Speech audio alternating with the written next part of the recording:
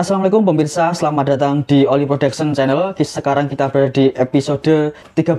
Terima kasih karena sudah menyaksikan, kemudian subscribe. Terima kasih juga untuk kolom komentar yang banyak sekali tambahan-tambahan pengetahuannya, diskusi, perbedaan perspektif, dan lain sebagainya. Channel ini dibuat sangat sederhana, pakai HP kameranya, kemudian editnya juga pakai HP, recordnya juga pakai HP, semuanya pakai HP. Jadi kalau pemirsa menyaksikan ini, subscribe, saya ucapkan terima kasih sebesar-besarnya karena sudah bisa meluangkan waktu untuk nonton channel yang sangat sederhana ini. Sekarang di episode 13 ini tidak ada yang spesial, tetapi kontennya akan agak berani, yaitu kita akan membahas tentang pejabat-pejabat di Indonesia yang sangat doyan dengan PSK. Siapa saja mereka, tidak akan saya sebutkan namanya, tetapi saya minta pemirsa, setelah menonton video ini atau di tengah-tengah video ini, silahkan pemirsa komen di kolom komentar tentang pengalaman pemirsa seputar pejabat dan PSK. Jangan sebutkan namanya, kita akan tunjukkan kepada masyarakat bahwa banyak sekali di antara pejabat yang mereka pilih selama ini, yang mereka kira selama ini, ternyata adalah pejabat yang amoral. Tidak secara amoral secara individu atau personal, tetapi dia amoral dan menggunakan uang yang tidak semestinya, yaitu uang kita sebagai rakyat, untuk melakukan tindakan-tindakan amoral. Nah, di episode ini, kita akan tantang juga para penegak hukum untuk menguak siapakah pejabat-pejabat yang dimaksud itu. Ayo kita mulai.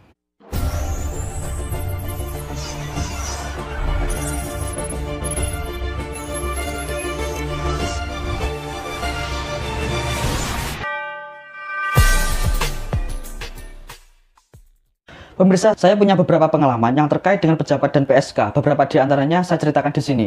Satu di antaranya adalah saya punya tetangga. Dia adalah seorang pensiunan perwira tinggi militer. Dia berkata kepada saya suatu waktu bahwa adalah hal yang lumrah ketika pejabat itu menyelipkan PSK di tengah-tengah transaksi mereka terkait dengan gratifikasi, korupsi, kolusi, dan lain sebagainya.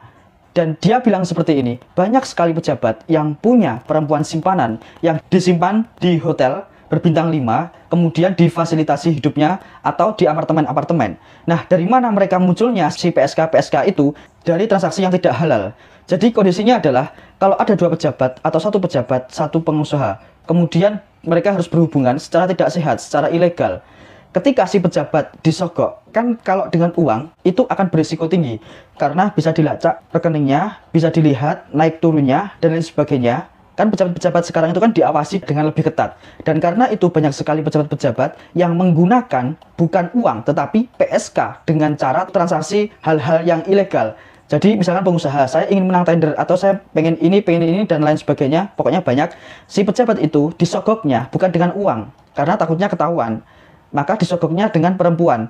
Jadi sudah disediakan di suatu apartemen atau di sebuah hotel bintang 5, di salah satu kamarnya, si perempuan tinggal di sana 1 bulan atau 1 tahun tergantung transaksinya. Nah, di situ jadi mainannya pejabat. Begitu. Dan di situ PSK-nya di fasilitas yang sangat tinggi.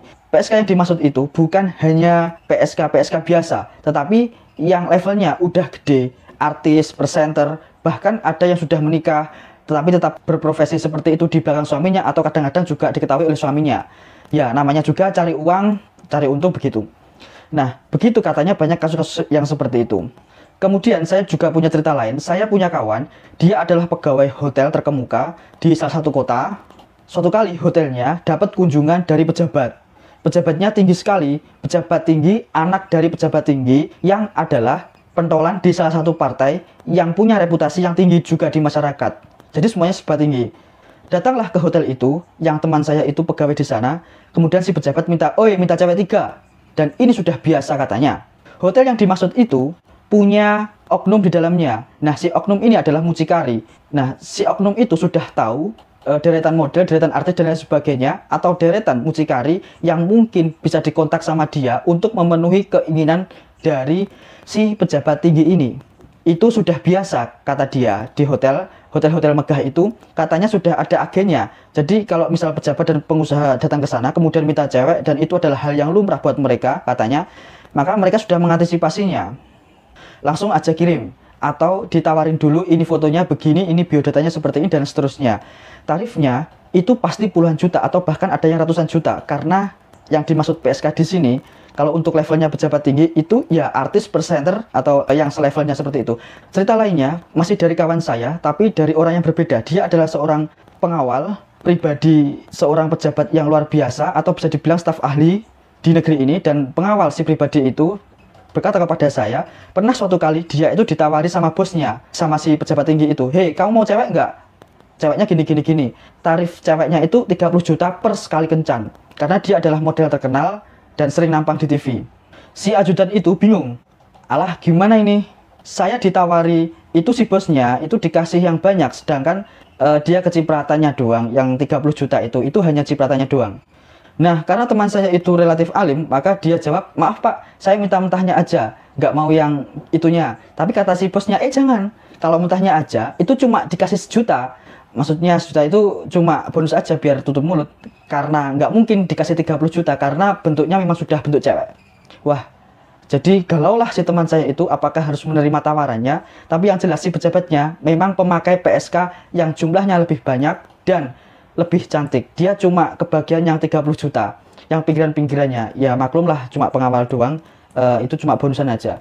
Kemudian teman saya mengambil sebuah keputusan, yaitu saya tidak akan ceritanya apapun keputusannya. Tetapi yang pasti, dia menceritakan pada saya pengalaman itu, bahwa bosnya yang pejabat itu melakukan hal yang seperti itu. Dan lagi-lagi ini juga hal yang sangat lumrah. Cerita-cerita yang saya ungkapkan ini sama sekali bukan hal yang baru. Masyarakat pada tahu, masyarakat juga sudah kenal. Kalau saya sampaikan pada pemirsa, maka pemirsa banyak di antaranya yang pasti bilang, "Ah, itu sudah biasa," dan seterusnya. Benar kan? Nah, titik tekan video ini bukan hanya di situ. Titik tekannya adalah begini pemirsa. Tentang rumor itu sudah benar. Ada PSK yang dibawa, misalkan sama Pak Hotman Paris Hutapea ke dalam acaranya, kemudian ditanya ini itunya, jadilah si PSK itu juga banyak disewa sama pejabat dan pengusaha.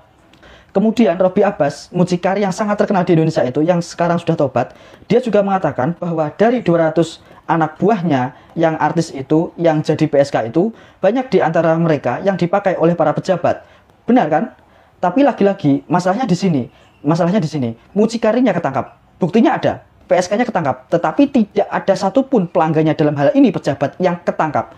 Di mana ceritanya ini? Pemirsa, polisi mengatakan bahwa kalau ada pejabat yang main seks dengan nilai yang segitu fantastis, puluhan sampai ratusan juta rupiah, maka polisi meyakini bahwa itu adalah gratifikasi seks. Itu terkait hal-hal yang berbau korupsi dan hal-hal yang semacam itu. Polisi sendiri bilang seperti itu.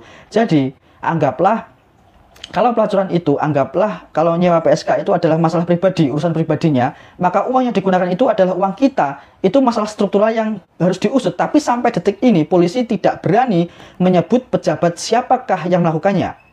Ingat, PSK-nya udah ketahuan, buktinya udah ada, mucikarinya ketangkap, tempat waktu semuanya ketangkap. Bahkan ketika kasus Vanessa Angel itu ketemu, Vanessa-nya ketangkap, dipenjara, dipidana, dan seterusnya. Mucikarinya juga kena. Pelanggannya, pejabat dan pengusaha yang main, yang dosanya sama besarnya itu tidak pernah diungkap. Dari sini kita bisa tahu bahwa ada sesuatu yang sangat mengerikan di belakangnya. Bagaimana mungkin seorang artis yang sangat terkenal tidak mau membongkar rahasia siapa yang jadi pelanggannya. Mucikarinya nggak mau, polisi bungkam, wartawan tidak bisa melacak. Bagaimana ini bisa terjadi? Konsekuensi dari fakta-fakta itu cuma ada dua. Yang pertama adalah kemungkinan besar polisi atau wartawan itu adalah bagian dari mafia itu.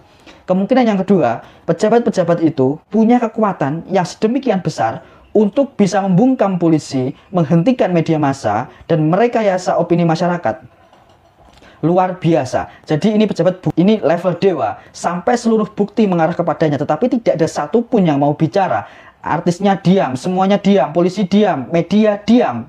Yang katanya itu adalah corong informasi buat masyarakat. Sampai detik ini tidak pernah mengungkapkan siapa sesungguhnya orang yang suka pelanggan PSK.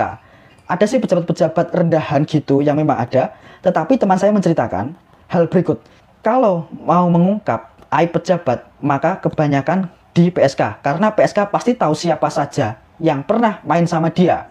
Khususnya kalau main sama dia itu adalah yang levelnya tinggi. Nah, tapi sekarang PSK juga tidak mau ngomong karena gini.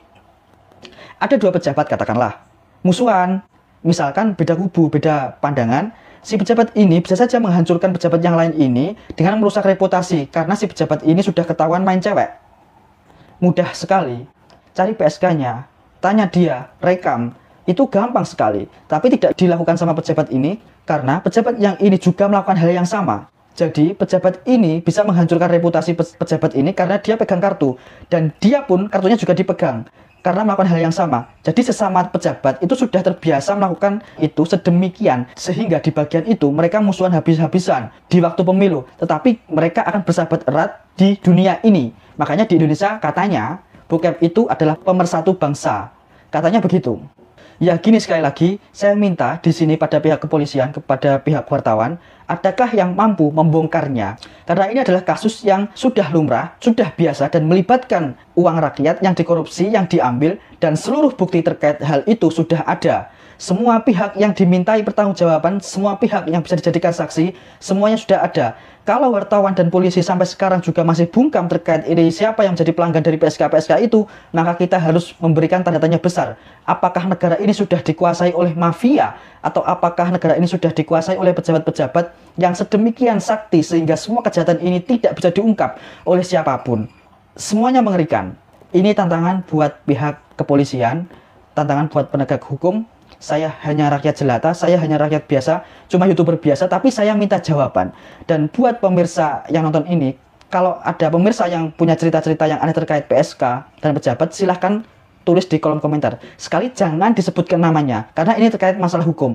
Karena kita akan memberikan kesadaran kepada masyarakat bahwa selama ini, orang yang disebut baik dilulukan di media massa dan lain sebagainya, ternyata punya sisi yang sangat mengerikan. Dan rakyat harus dididik lebih baik lagi untuk menentukan pilihan, agar di masa depan mereka tidak terjerat lagi sama hoax, tidak terjerat lagi sama pencitraan dan lain sebagainya. Karena semakin banyak pencitraan, semakin menunjukkan bahwa orang yang dimaksud itu punya kekuatan yang luar biasa terhadap media massa. Dan kalau sudah menguasai media massa, maka seluruh aibnya akan hilang dan semua yang baik-baik, benar atau tidak, akan muncul di permukaan. Oke pemirsa, terima kasih karena sudah menyaksikan, tonton episode saya yang lain, dan silahkan dukung video ini sekali lagi dengan mencantumkan cerita di bawah ini. Saya yakin banyak pemirsa yang punya banyak cerita masalah terkait ini. Saya Oli Production, sekian, wassalamualaikum warahmatullahi wabarakatuh.